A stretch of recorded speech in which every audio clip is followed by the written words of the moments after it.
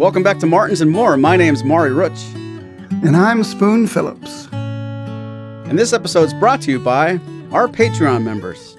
Join our growing community for early access to every episode, exclusive video versions of the podcast, behind-the-scenes footage, full-length product demos, and more.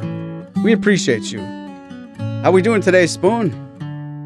I'm doing excellent today. It's a crisp fall day, and I actually got to sleep in a little for a change, so I'm raring to go with an exciting episode of Martins and More. Sleep in, what's that? Exactly. Do you have anybody you'd like to introduce me to today, or is it just going to be us? Well, no, we know we have a very special guest today. It is a musician that's probably known to a great many of our podcast listeners.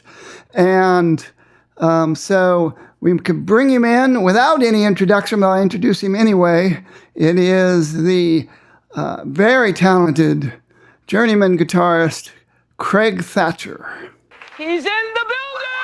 Hey, everybody.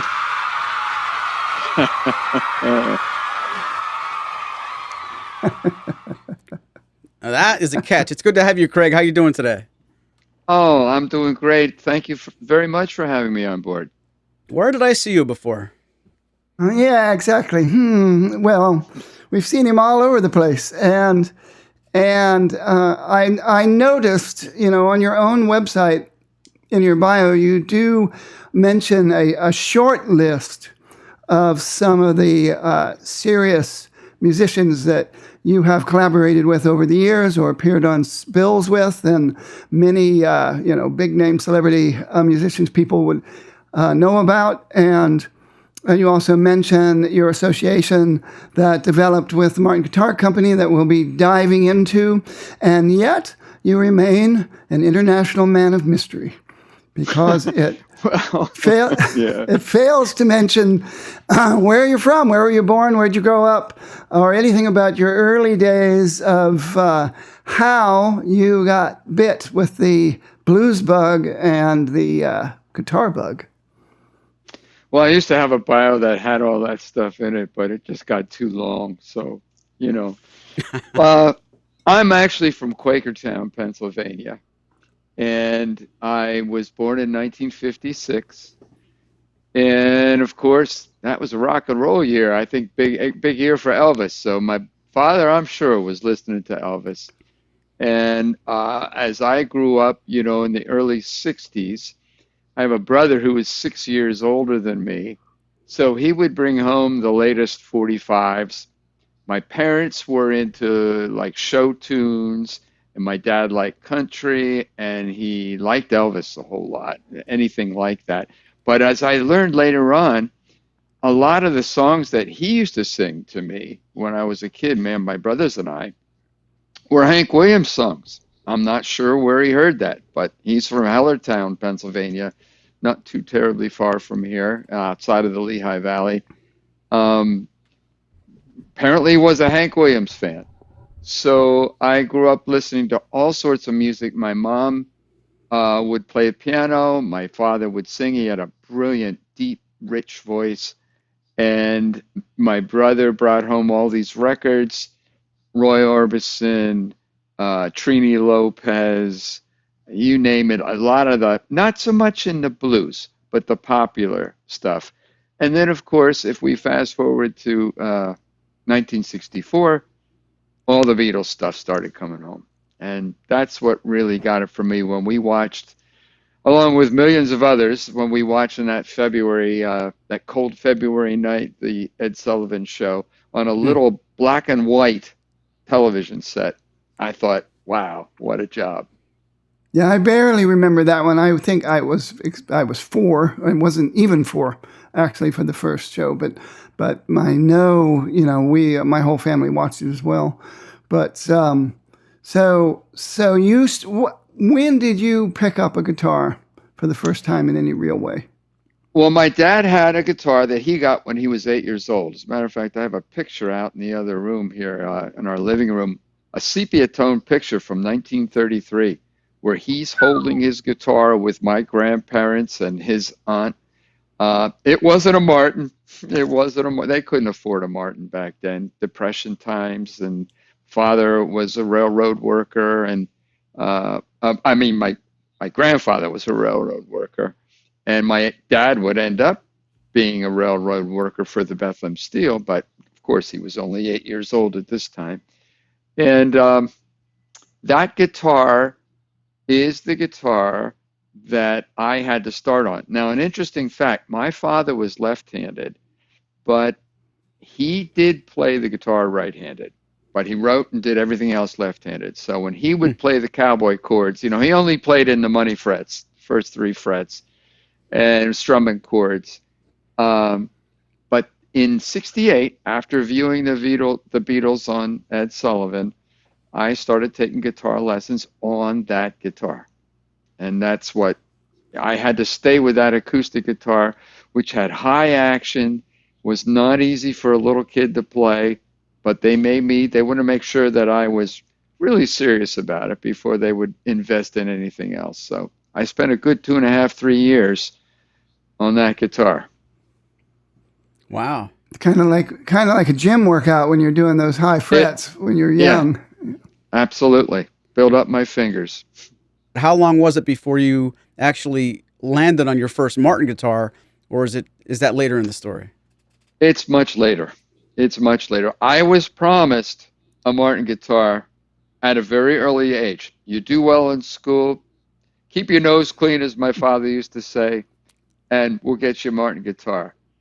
That didn't come until decades later. And Wow. It was kind of roundabout way that I got it, but I attribute it to my parents. It was an inheritance from when my mother passed away. That wasn't the first one, but that was the one that I say, that's the one that they bought for me. So I'll get into that. Oh, wow. Wow, cool story. Well, you grew up rock and roll era, so did you gravitate to electric guitars first? Of course. I had the acoustic guitar, I'm playing it, but I'm lusting after an electric guitar. The shapes, the way they sounded, everything about it. The Beatles. And then came Eric Clapton and John Mayall and the Blues Breakers for me. The next year, Jimi Hendrix. How could you not be influenced, if you're a guitar player, by electric guitar? I mean, it was everywhere. And it just looked so sexy and sounded great. And I just wanted to be playing something like that. So I really pretty quickly switched over. Once I was able to, and I got my first Kent electric guitar. I think I was in 6th grade. So that would have been somewhere around 66. Or no, a little bit later. I got a Kent electric guitar, and then I pretty much set the acoustic guitar aside to play this fine, high-quality Kent. Probably cost 60, $70, So your blues breaker influence, when did you move into... Now, of course, Clapton wasn't playing Fenders yet by then, but so just very quickly, give us drop some model names of the guitars you evolved through in your early playing. Okay, so the Kent was first, and my dad and my grandmother got together and bought that guitar for me, and I had a little Premier amplifier, a Twin 8 Premier amplifier, and then the next thing was in '68. We went up to a local music store, and of course I wanted a Fender Stratocaster, but I ended up getting a Hagstrom 3, which I still have to this day. It's hanging on the wall here. And that was Hagstrom's version of a Stratocaster. And they advertised it with the world's fastest neck, the world's slimmest, fastest neck. And it really is a little skinny neck. So then Christmas of '69, my father and I are in Quakertown. We're walking down the main street, which is Broad Street, and Signs Music Center had a big showcase. And in the showcase window, he had a Christmas tree. And one of those lights, do you remember those lights that would revolve around and sparkle on artificial trees? It would be like red, green, and blue, or yellow or something, 3 different colors. And right in front of that tree was a gold top Les Paul Deluxe. And this light shining on it, and it was just the most beautiful guitar I had ever seen. I didn't really know anything about Les Pauls because at that time, obviously no internet. There was Guitar Player magazine, which was still relatively new in its infancy. And I still have all those early issues, by the way. But I would go to the school library, and we got it at the school and that I went to, and I would read Guitar Player magazine, and I learned about guitars, what was available at that point. They got a lot more involved and in depth as the 70s came along. But initially, the little bit that I knew, was from that magazine. And so I had heard of a Gibson Les Paul, but that was about it. So I had an opportunity at that point. We went into the store and we made a deal on that guitar, but it was like, are you sure you want to buy a new one? You can get a used one a lot less money. Now, this is 1969. So you could pick up a used 50s Les Paul pretty cheap. Cheaper than what I paid for this deluxe new, which was $380 with a case, right? I could have picked up something for $250, $300, probably a 58 or 59, but I wanted new. I didn't know anything about vintage guitars. So I had a paper route, and I worked in a restaurant on Saturdays, and it took me a year to pay off that guitar. I took money down every week. And the store owner, who became a good friend, who I later on worked for, Dale Sign, he said, after like 2 months, he said to my dad, hey, he can take it home. He's really reliable and paying this thing off. My dad said, no way. He pays it off before he brings it home. So that's what I had to do. So that was my first really brand name, decent guitar. It was heavy, had a big neck, but I loved the guitar. Unbelievably heavy from that era. Yeah. So you primarily played rock and roll, and with a big focus on the blues from your various influences. And yes. how did you become associated with modern guitar? When did that take place? Well, we got to fast forward quite a bit. Let's go to 2003. I was playing. Well, I had met Dick Boak in the 70s. I did meet Dick, but I really didn't have a relationship with Martin at that time.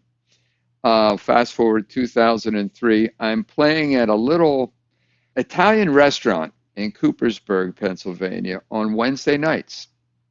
One Wednesday night, the Martin upper management team, including Dick and Chris, they all came in for dinner. It was like 10 folks there. And I vaguely knew who the people were to say hello, but that was about it. And after a few songs, Chris Martin came up to me and he said, hey, what are you doing next, whatever night of the week, Tuesday night, say. What are you doing next Tuesday night? I said, what would you like me to be doing, Mr. Martin? He says, well, we're having a board meeting and I need some entertainment. I'd like you to play.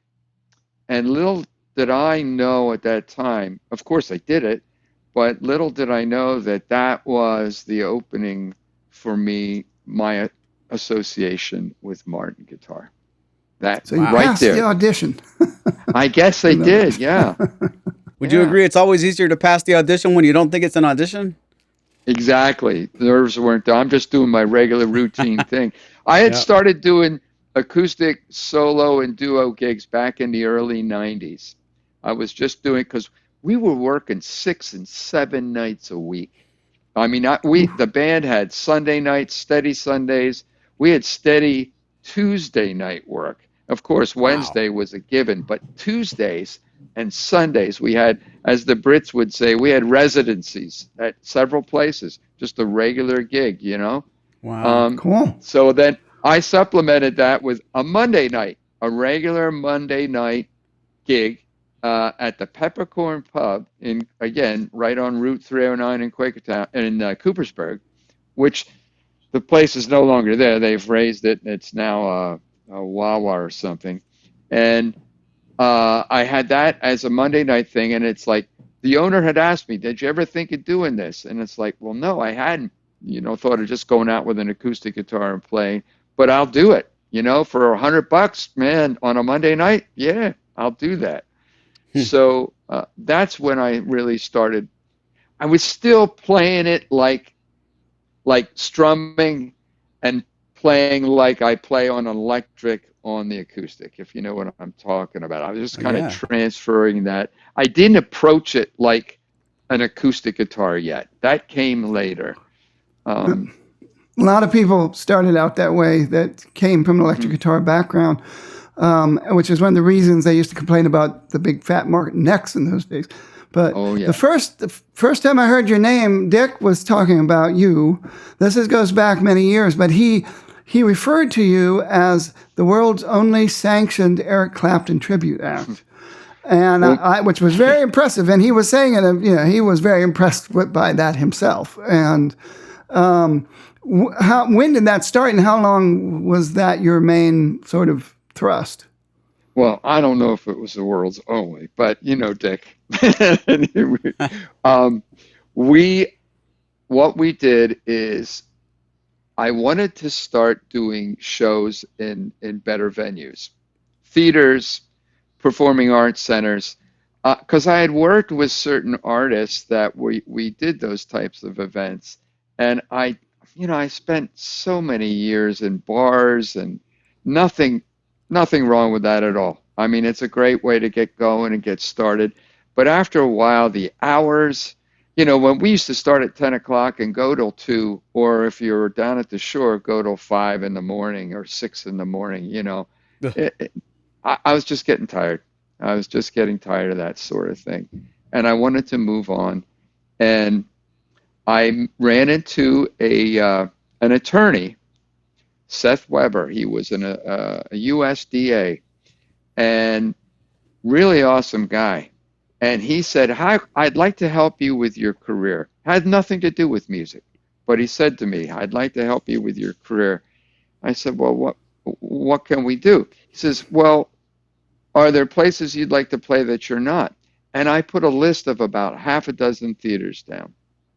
And within weeks, he had gigs booked at those theaters. I explained to him, I said, I want to do a theme show, and I think the first show that I want to do is I want to put together a Clapton retrospective. And that's what we called it, Eric Clapton retrospective. And I want to be clear, we don't dress up. I don't, try to look like he did at various times. There was a time in the late 80s, early 90s, when that Journeyman album came out, he and I had a real similar appearance. Like, there's some pictures that it's striking, but it just evolved like that. My wife cut my hair a certain way, and there it was. So we weren't trying to copy. I just wanted to pay tribute to the music and the style that I had worked on, and just kind of by osmosis, absorbed that just by playing it so much. The sound, whether it was the Cream sound, the Blues Breakers sound, and the sound that he got with Derek and the Dominoes moving forward with the Stratocaster. So that is what I wanted to do. I started working on it with the band. This fellow, our good friend Seth Weber, put it together for us, and we started working. Sellersville Theater, Mock Chunk Opera House, the State Theater.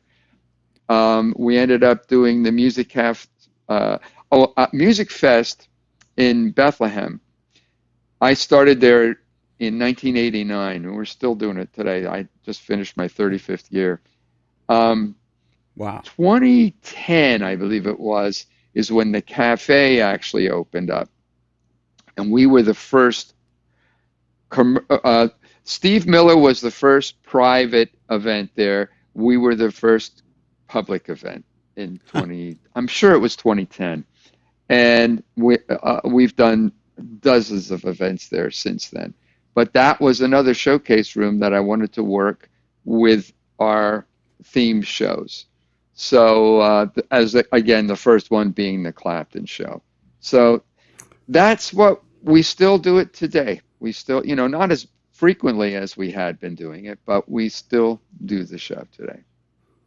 Very cool. So now I'd like to turn this over to our like hardcore professional griller to really grill you on your association with Martin guitar. All right, Maury, let him have it. Uh-oh. Here's why I'm going to look like an idiot. Yeah. Well, so we match, This my first question for you is right there, and it's probably a longer answer than this podcast has time to collect. How do you juggle being a solo artist, being a collective that does the not the tributes, but the retrospectives, and at what stage did you realize you have to do both, do the Martin clinics and the Martin side of things, and when does it let you gig? Like, is there a way to balance that, or are they different times of the year? Well, it's definitely a balance. The Martin work during the summer is not, Chris, I travel pretty much exclusively now with Chris Martin. That's what we do. That was like pre-pandemic. There were, maybe we go out several times a year. We go to Asia, we go to Europe, we go through to Canada together. But I traveled with the DSMs, the district sales managers, and with the international folks all the time. Like, it got to be like I was on the road a lot. There was 10-year period there that I was gone I was gone a lot. I enjoy it. I enjoy traveling. I didn't know it was going to get that busy, but I was certainly grateful for it because our lifestyle changed a lot. It really did. And so at that point, I knew that Martin was a priority. I put that at the top of the list. Everything else comes second to what I do with Martin guitar. And, growing up in this area, I'm, 30 minutes from the factory, indoctrinated in it since I'm a little kid. This is like a dream come true. Yeah, I wanted to be a rock star like everybody else when we were kids. That wasn't going to happen. And I realized that pretty quickly. But this opportunity, oh man, it's just as equal to me. I mean, working with the greatest acoustic guitar maker and the longevity, the family connection, everything about Martin. Yeah. We could talk for hours about that. So that is a priority, and everything else comes under that. And that's what the rest of the band players, everybody realizes that that's what we do. Yeah, every guitar player everywhere called, they want their dream job back, right? Wow. It's amazing. And it's not, I'm not Tommy Emmanuel. I'm not one of these virtuoso, flashy. I just bring something to the table, and I'm passionate about it. They know they can rely on me. They can depend on me. Chris says, hey, I want to do this. I'm there. We do it. It just works. Well, I've seen you enough times, on that job altogether, and I recognize that the times that I've watched closely to see what you're doing, there is no doubt in my mind in the audience that when Chris wants to describe this guitar, have you talk about the guitar, and here's what it sounds like, there's no gap. There's no wishing that somebody in a different style could really show that what that guitar does. You fit into that perfectly. And I mean, Spoon's seen it as many times as I have. It's a real treat to have Chris Martin tell you about something, have you finish the sentence, and then have you play that in a style that's appropriate. I don't know that a Tommy Emmanuel would do that more justice, more than showing off chops, but I've enjoyed it thoroughly the times I've seen it. Well, thank you. I'll tell you the truth. It is not about me. And I quickly realized, you set the ego aside. It's about Martin guitars. And I'm not out there hawking CDs. I don't bring guitar picks with my names on or strings or anything. It's about what I can do to make the guitar fit the story or make the music on a certain style of guitar fit the story that Chris is telling. And for instance, last week we were in Nashville. We go to Nashville at least once a year, sometimes twice. And we did George's podcast, George Groon's podcast on Friday. Saturday, we're presenting at the Country Music Hall of Fame, which was awesome. Wow. Sunday, we did the Nashville Guitar Center, which was awesome as well. All three different events. And when we're down there, okay, so when we go to different regions, we ship the guitars that have a connection to that particular region. So we did a lot of country artist signature models last week. And then Chris likes me to play not the things that I'm used to playing, but things that those artists that are associated. Oh, it's, doing some Hank Williams and Marty Robbins and Roseanne Cash, all this sort of stuff. So then this past Friday, we're at the Guitar Center in Manhattan up on 14th. And so we have a different set of guitars that have a connection to New York City, whether it's the folk era, Roger McGuinn writing at the Brill Building, you name it. It's got a connection. Even the David Crosby, the D18, the regular D18, which is, I say regular, but it's a gorgeous signature model. Crosby, Stills, and Nash have a new album just being released. I think it just came out or it's about to come out. It's from the Fillmore East, something that they found from 1969. So there's a connection there. There's a connection, a Crosby connection with New York City from that particular. And it just happened to coincide with our event at Guitar Center. So that's what we do. And I just try to make it, do justice. If I get my own chance, I'll play country blues. I'll play Merle Travis, Jerry Reed, that kind of stuff. Once in a while, I get to do that. But otherwise, I'm doing what is appropriate for the guitar and for the artist, for the region. That's how we tie it on. Well, and previously he did his traveling show where he talked about going back to Mark Newkirk in Saxony and basically the history of the Martin guitar, where you got to demonstrate some of the seriously vintage, 19th century Martins, on up through and most recently the Hawaiian music craze that started in 1912 and led to Martin and Washburn and Lyon Healy and all of these other people in Gibson making steel string guitars for the Hawaiian music craze that was going on at that time. So that was, there again, as Maury said, every other guitarist dream job, you got it. So, but you do it extremely well. So as thank you. It's just great stuff. So I told Chris, as long as he wants to do this, then I'm there. When as long as you want to keep going, you can count on me. So he actually took you to Mexico. You went to Mexico as part of the 35th anniversary of Martin's production facility in Navajoa, Sonora. And there, and you got a bit of a surprise down there, as I recall. Would you like to go into that a little bit? So we'll back up just a minute. We were going to Phoenix, and we did a great little acoustic shop there. Acoustic Vibes, wonderful, high-end Martin guitars. Really great place, great folks and great instruments. And then we did the Musical Instrument Museum in Phoenix. Now, Dick and I had performed there about 5 or 6 years previously, and I always wanted to go back. So we had this opportunity to go back with Chris and I to do this. And we did it a little differently because we had about 14 guitars shipped out, and we had a few of the museum's pieces as well.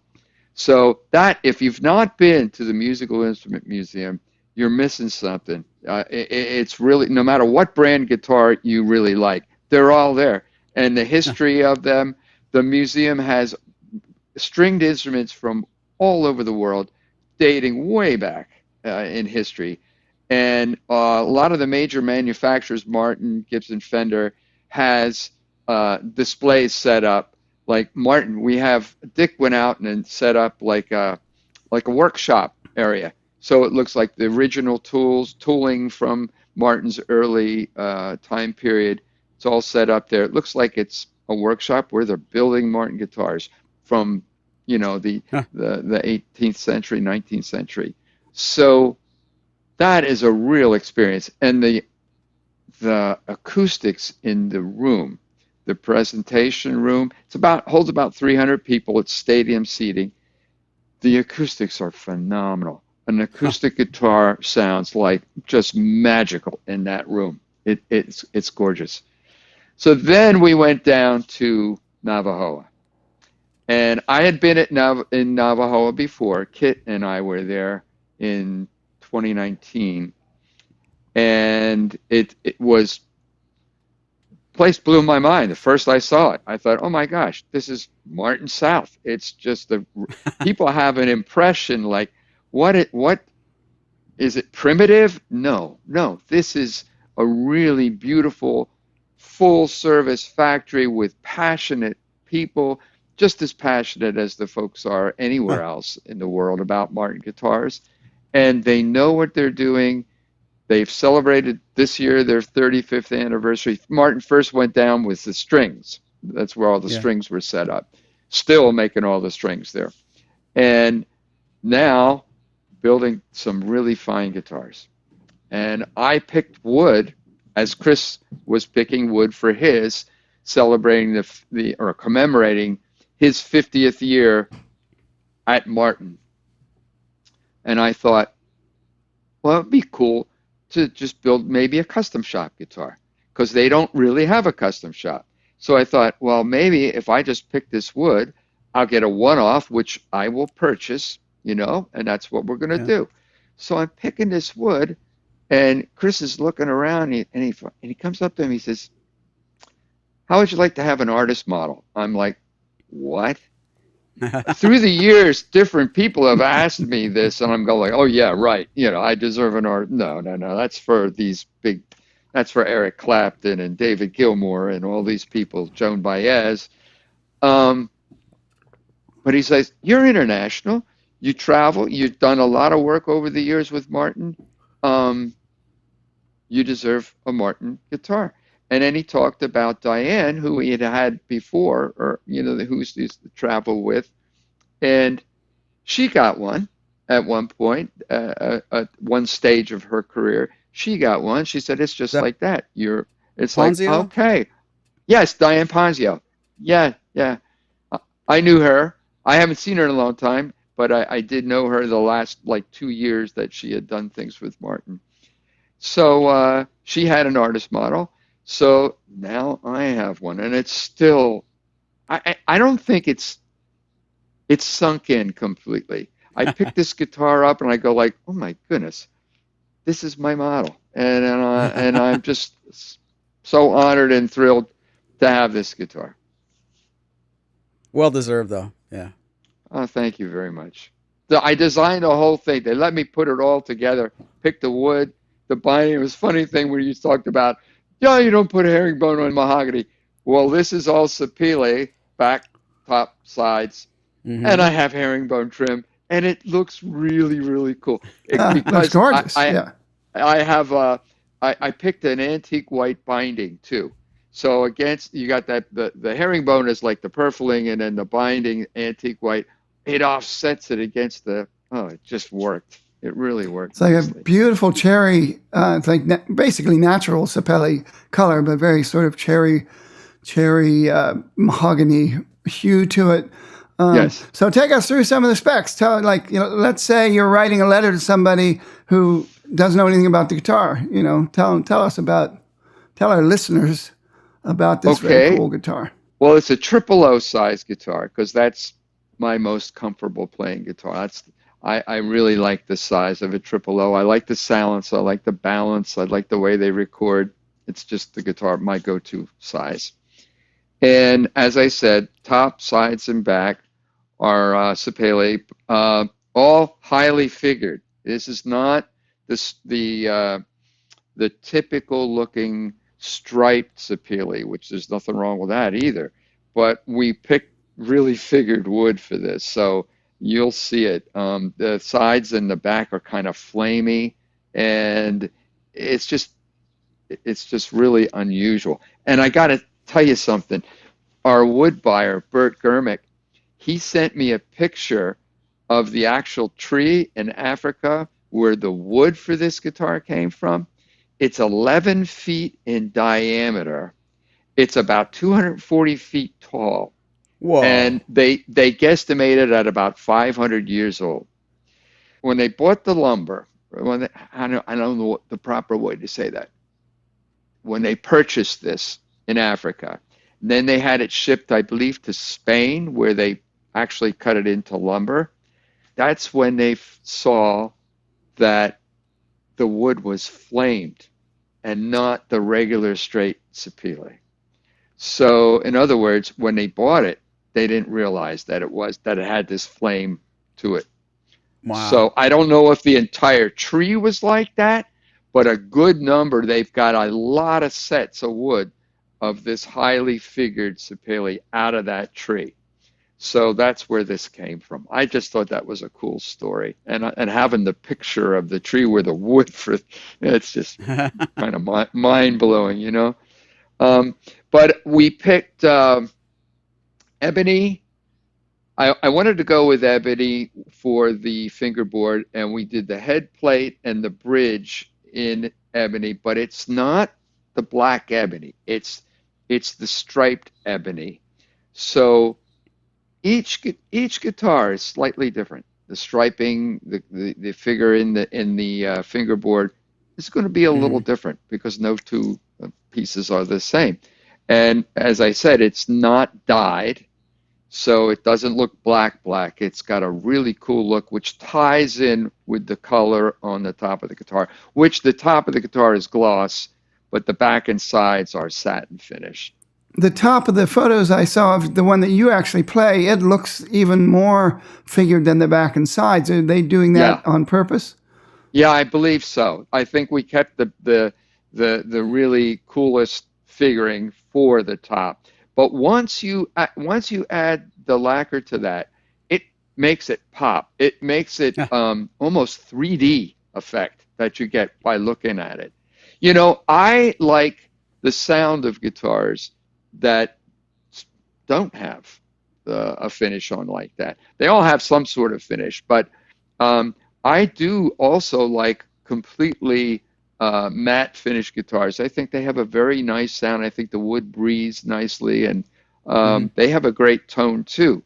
But when you add this, and I was going to go with non-lacquer, but I realized after talking with some folks that it was really going to make this aesthetically and cosmetically really pop and make it look different. I thought, okay, let's go with the gloss on the top. So that's why that's the way it is. The inlays, fingerboard inlays in the bridge, style 42. I like style 42. I have a custom shop M series or 40 that has the style 42 with the snowflakes in the bridge. I like these a lot. And I want to also mention that Navajoa, they haven't, until now, they didn't do the inlays like that. They didn't have the antique white binding, and they did not do herringbone. The folks down there learned how to do the herringbone for this guitar. And yeah, it was, when I asked for it, I didn't realize. I thought, well, they're able to do it. They actually studied it and learned how to do it.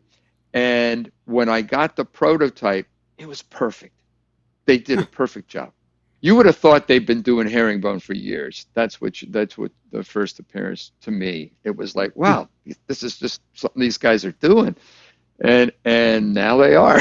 Now they can. So they have that ability. Not just the purfling around the edge. You also have the herringbone rosette, the vintage style 21. So it looks similar to a 0028 EC, except it's the mahogany species for the top instead of spruce. So exactly. Really, yeah, lovely. And then, but you get the modern style 42, those big round snowflakes on the bridge as well. So. Yes, they're not they're not real white. They're more of it's a multicolor. Kind of, there's some reddish, there's some clear, there's some bluish in there, Hmm. I'm not sure what you call that coloring, but it's a multicolored type thing. Just very light. It's not like, bright colors or anything. So when you look closely, you see these and it's like, oh, they're subtle. They're very subtle. They don't stand out like the white against the black ebony. They don't stand out like that. They're much more subtle. Um, and it has scallop bracing. We do have scallop bracing. It is the 5/16 bracing. Uh, have the LR Bags element. I'll tell you, I'm really impressed with that pickup. I believe it sounds very natural. I'm not getting that quackiness out of it that you often get with an undersaddle pickup. It's very simple. It's a simple design. It's pretty non-invasive. The control is just a volume and a tone. There's no tuner or anything else built in or blend controls.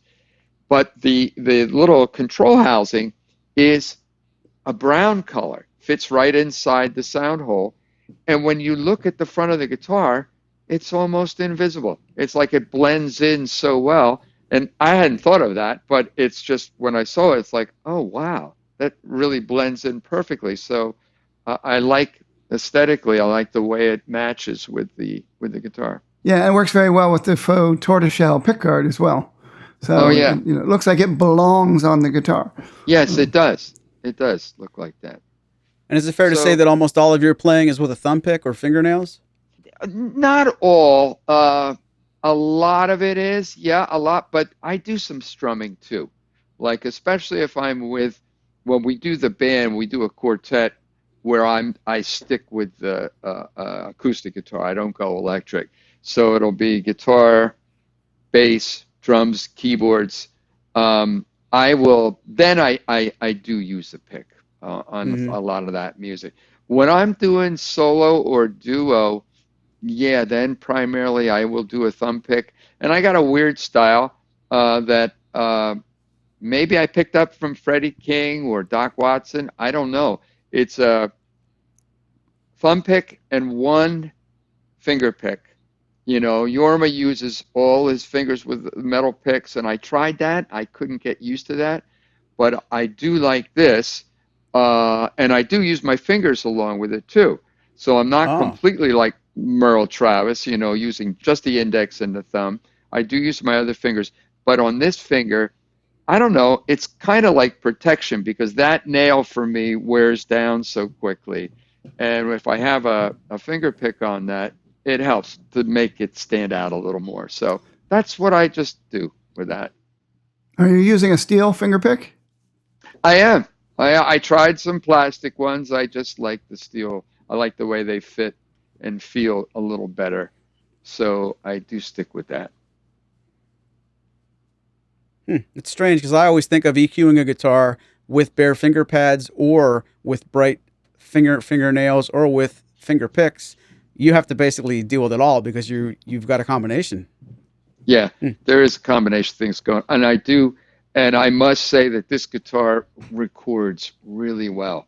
You know what? There's no wolf tones in it at all. When I use a microphone or use the pickup or blend it, I don't get that woofiness. You know what I'm talking about. That which which you have to dial out. It just works. So I haven't had any issues trying to, as you say, EQ it with the plastic thumb and the metal finger and the bare fingers. I got all three going on. Jeez. I wish I could play with fingernails, but my thumbnail it gets very, very hard as a rock, but the other fingernails don't. Plus, I gotta admit, I work on a vintage sports car all the time, and I can't have long fingernails doing that. It just, So there you go. Well, you mentioned about recording and combining the pickup sound with the mic sound. I appreciate that you were kind enough to send us a video ahead of time that we're going to take a minute to show our viewers now. Can you go in depth and let us know what we're hearing in that little clip you provided? Well, I tuned to one of my favorite tunings, which is drop D, and just kind of noodled, played some, a little bit of Can't Find My Way Home and some other things on there. I blended my KM 184, the Neumann that I travel with the undersaddle pickup. I recorded that directly into my I have one of those Tascam Model 16s. I got it as soon as it came out, like 4 or 5 years ago. It's an analog mixer with the digital recorder built into it. So it works really well. But I'm also old school. Now, I didn't do that with the clip you're going to hear yet. I got 3 reel-to-reel tape recorders here. And what I often will do, yeah, I'm crazy. And I'm looking at a fourth. But what I do is I will record everything. It's so easy to record multi-track onto this Tascam Model 16. But then I run it out through the tape. And that gives it such a warm, full sound. It's pretty amazing. Are you mixing to stereo? Oh, yeah. Yes, but you're running at stereo to the tape. Yes, stereo output left and right out of the Model 16 to the input left and right on the tape deck. And then I record that, and then I can bring that back in to a DAW. Fabulous. And is that for the tape compression? Yeah, I love the compression. I love the frequency response is so much wider, broader. That warmth that you get from it. I experimented with my son. Both of my sons do electronic music, and Nathan brought some tunes that he wrote and had recorded to the house here, and I said, I wonder what would happen if we ran them out through the tape deck. And we did it, and it's like, oh my God, it was a night and day difference, the fullness and richness. So it's like, well, I'm going to start doing that with everything I record on here. So it ended up work.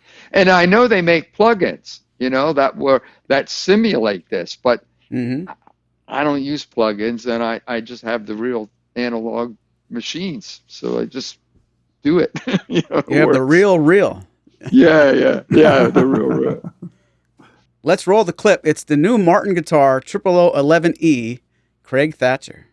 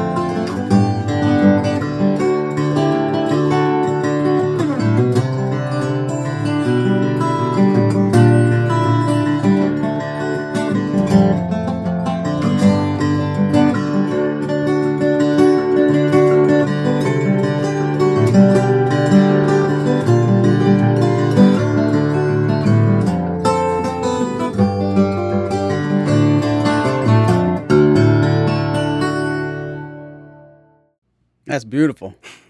I'm glad you like it. Thank you.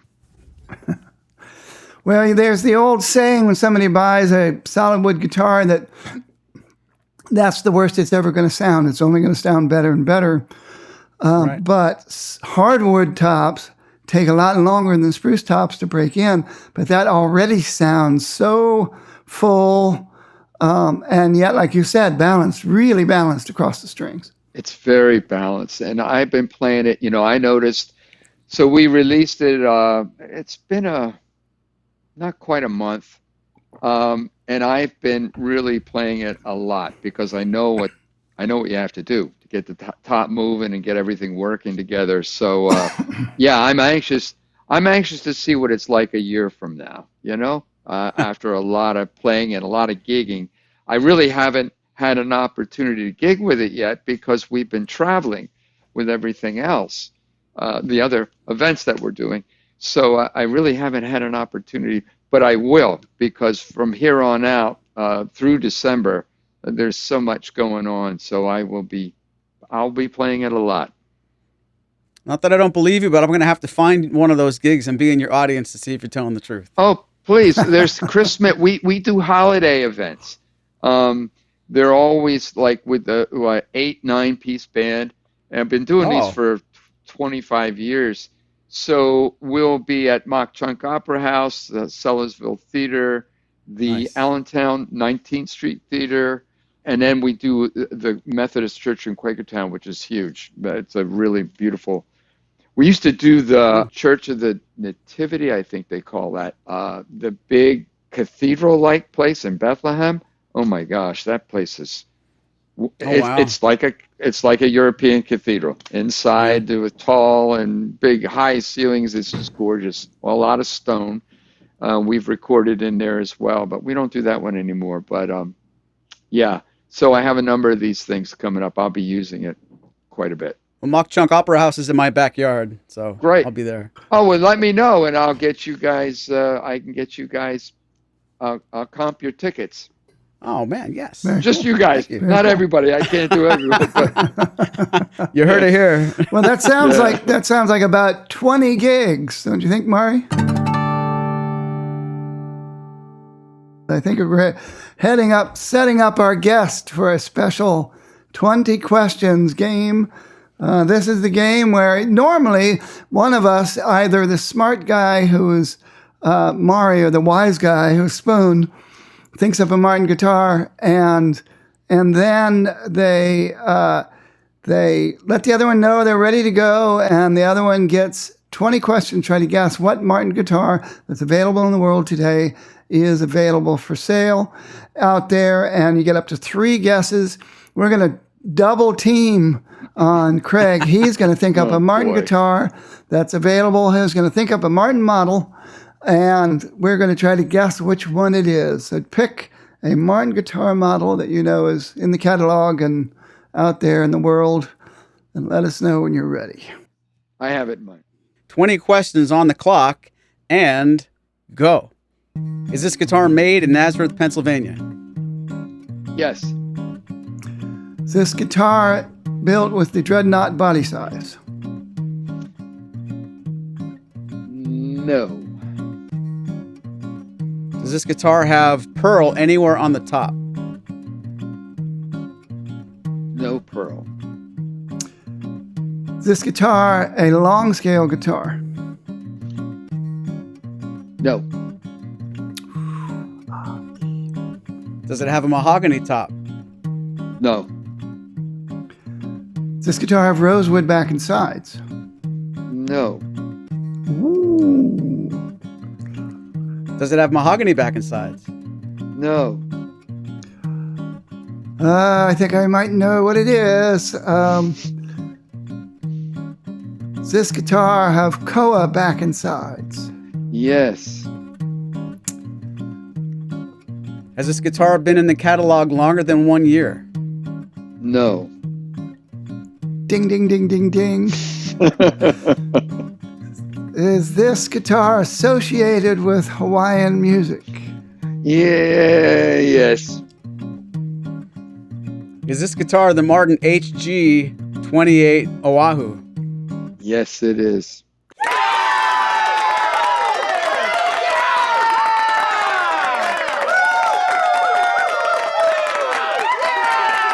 Ding, ding, ding, ding, ding. Amazing.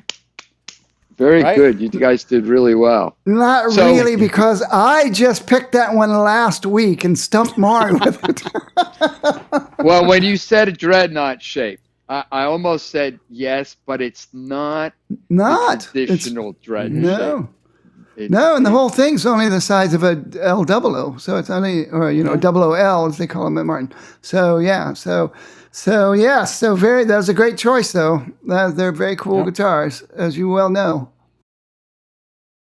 I love the sound, the playability. It's on my list actually. They're just shipping right now. They're shipping this right now. Can you just, in your words, can you describe, because they call it a modified low golden era, so it's got a bigger barrel, but how would you describe how the neck feels? Well, I feel that the narrow taper, what do they call it? It's a high performance. playability. High performance, yes. It has that kind. There's maybe a little bit more in the shape. There's maybe a little bit more fullness, but it's nothing like a modified V or anything quite that big. It's a very playable 1 3/4. It just is a beautiful little guitar. Yeah, 2 1/8 at the 12th fret, and the modern high performance string spacing, but they call it GE because they've done either something to the heel or just the barrel in general to make it a little. Well, it's partly because it has an authentic series roll off on the edges of the fingerboard. It does. And if this had been last week, I had it here because I brought it home from Nashville, and Chris told me to hold on to it to take to New York, so I did. I don't have it right now because I don't know all the specs on it. I just sorry I couldn't make the show. Something came up that was higher paying than going to watch you guys, so I couldn't go. No worries. You told us about some of your gigs, but do you have anything scheduled with Martin and Chris Martin coming up, or is that all in the next year? Well, this Friday we're flying to London, so we're going to be in the UK for the next week, and we'll get home just before Thanksgiving. In that case, when we go that far, or like we were in Japan earlier this year, we use the guitars that they have in stock. They always have a great stock. I'll just do a rough, let's have a triple O, double O, single O, if you have one in stock. And maybe if you have a 4.0, that would be great. More often than not, the 4.0s aren't available, which that's one of my favorite sizes.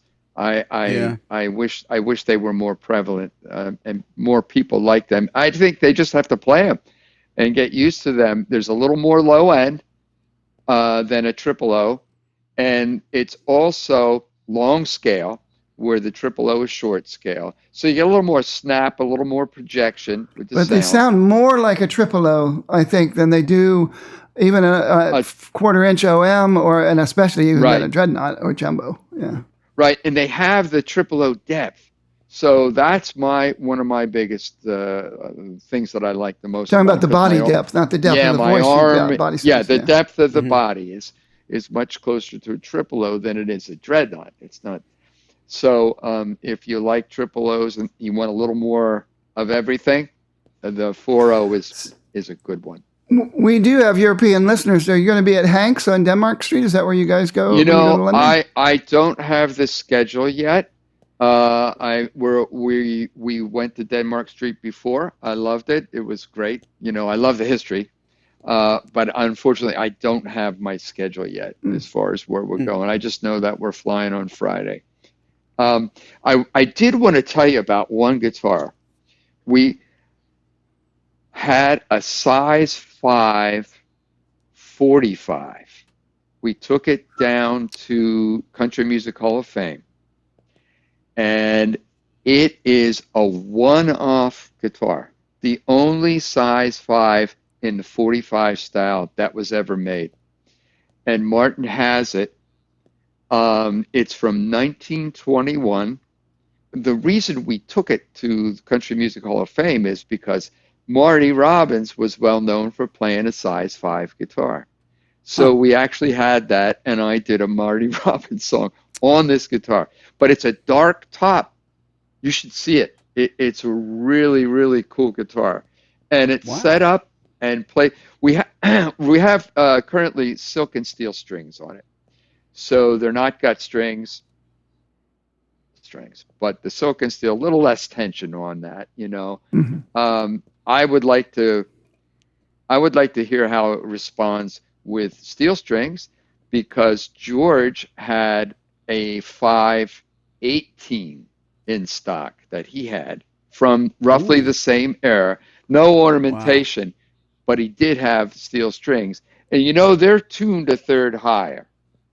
So they're Turs guitars. So they're typically tuned up higher. So if you want to do like a Nashville tuning thing, you know. I was going to say, it's like Nashville tuning without having to have Nashville tuning, Yeah. In Nashville. Really, in Nashville. But what a cool little guitar to have, a one-off like that, that still exists, but in the 45 style with all the inlay on there. It was really cool.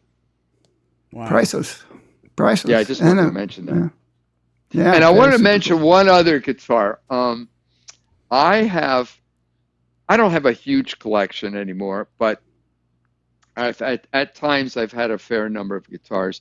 But I have some cool Martins. The one I have that a lot of people don't even know, either they don't know that it exists or they don't believe it exists. It's the Martin Goro 00042. It came out in 2015, end of 2015. Goro Takahashi was the designer, and he was a close friend of Eric's, Eric Clapton. And what he did was he studied with the Native Americans here for a long time period, learning turquoise, working with gold and other exotic metals and inlays, all sorts of things. So he would design many different things, not just instruments, you know. And as a matter of fact, I don't know if he designed any instruments, but he designed like leather bags and all sorts of, he was just a designer in general. And I have a book on things that he's done, jewelry particularly, that he's designed. Beautiful stuff. So Clapton wanted to commemorate his passing, or his life. Wanted to commemorate his life. He passed away, and he designed this 00042. And it is koa. It's flamed koa, back and sides. The top is Italian alpine spruce, real tight, fine grain. But the inlay is all turquoise. The binding is turquoise. The down on, instead of the snowflakes on either side of the bridge, there are little solid gold roses, like a rose petals going around on each side.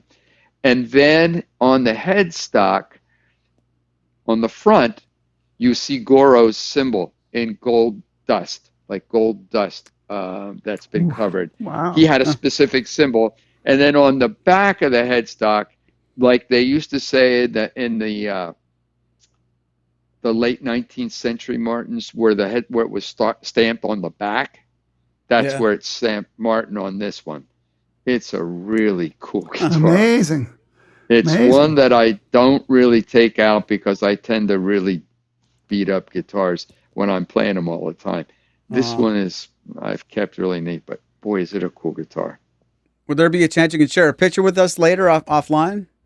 Yeah, if I held it up, would you be able to see it? I think so. Do you have a minute that I can get it? Sure. Absolutely. Yeah. Yep. I don't know if you can see this. Oh man. Yeah, hold it But still. Hold it slow. Yeah, hold it still. Yeah, beautiful. You see the roses?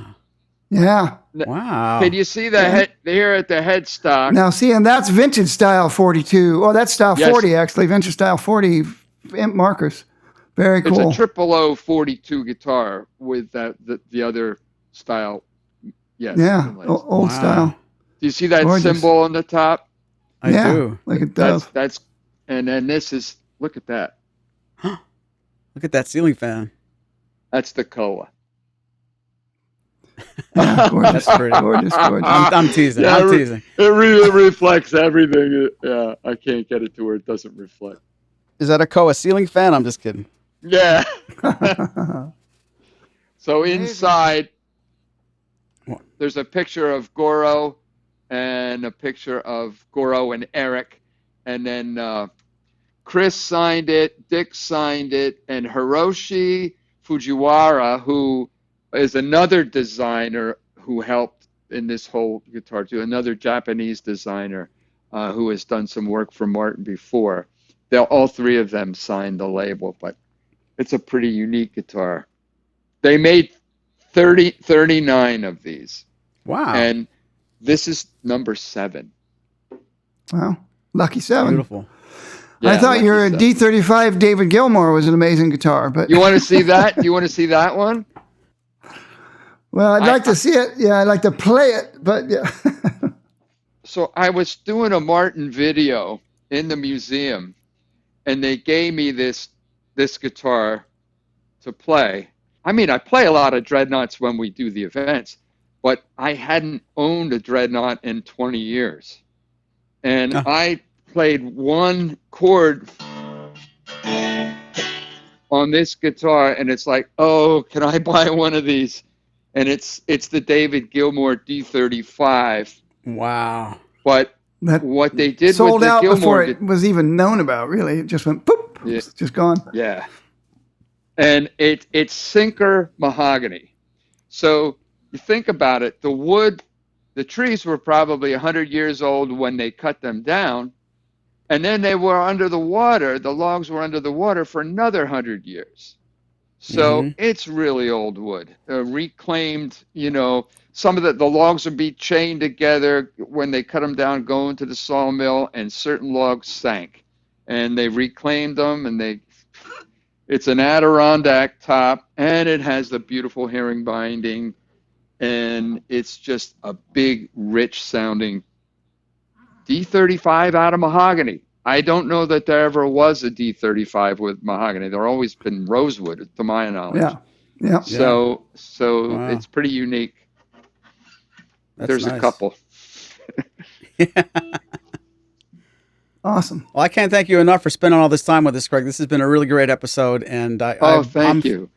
I'm flattered that we got to get a little bit of an in-depth. The only question I failed to ask you earlier, the specs you chose for your new custom signature model, can you walk us through was it pretty quickly just going to be that, or was there ever a chance it was going to be slightly different? If so, what did you kind of waffle on as far as the outcome? Well, the specs, actually, everything that I had asked for was done. I was originally, there's one thing I was originally going to do a little, like a Mexican art design and put it in the headstock and say something about Navajoa. It would get a little complicated, and price-wise, it might have pushed it up a little too far out of the range.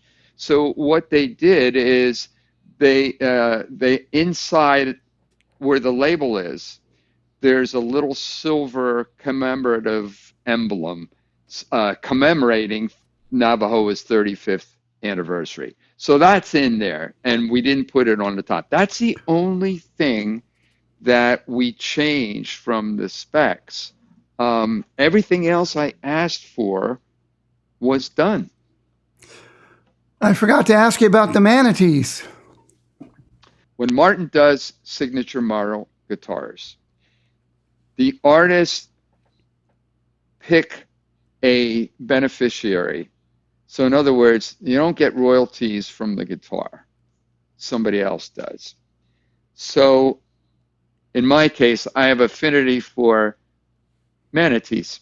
They're such beautiful creatures and so docile. And if you've ever swam with the manatees or see these, they're in Florida, of course, but they're also in Mexico. So they're over in those waters as well. So it kind of tied in. So the manatees was started by Jimmy Buffett and the then mayor, whose name escapes my mind. It was about 1987-ish is when they started that organization. So we chose that, and the folks at Martin made up a beautiful label. the manatee in the background. And then Chris and I both signed it. And I want to add also, I did not want to put my signature anywhere. No inlays, nothing at the top, not on the back. I just didn't. No. You know, it's just a cool guitar. My signature doesn't mean anything on it. So I signed the label. Chris signed the label. That's the only place. So I've already spoken with people who just wouldn't want to play a guitar with somebody else's signature for one reason or another. So I respect that. So therefore, you don't have to worry about it. If you don't know me or don't like me, it's okay. You can still like the guitar. So there you go. Well, if they don't like you, that proves they don't know you. So. Oh, it's kind. Thank you. Closing words here at the closing ceremonies part of the show. Where can our viewers and listeners find more about Craig Thatcher? Well, the best place for me, honestly, I put everything on Facebook. The website, craigthatcher.com, but I have to do something different. I'm losing the host right now, and I can't go in and really manipulate anything except the schedule. So that's one of my New Year's resolutions, to go in and find some other place and do a new site. So I will get that up. The schedule's on there, and there's a background material on there, but it's pretty dated. But Facebook, I put all the gigs. I post various things on Facebook, videos and things. It's just the craigthatcher.com Facebook page. That works. Awesome. And Spoon said I should ask you, because he's bashful, do you need 2 assistants? To go to where? To go Everywhere. to London this Friday? Oh yeah. You always need assistance. Yeah. But I just want to say thank you, and once again, I'm just so honored and thrilled, and still in disbelief that I got that signature guitar. And this situation with Martin, and the way Chris and I work and travel together and have become good friends, and everybody else, both in Navajo and in Nazareth. I couldn't find a finer group of people anywhere. Good on you, man. Well, from all of us at Martins and More, thanks for listening. Hear you later. Peace.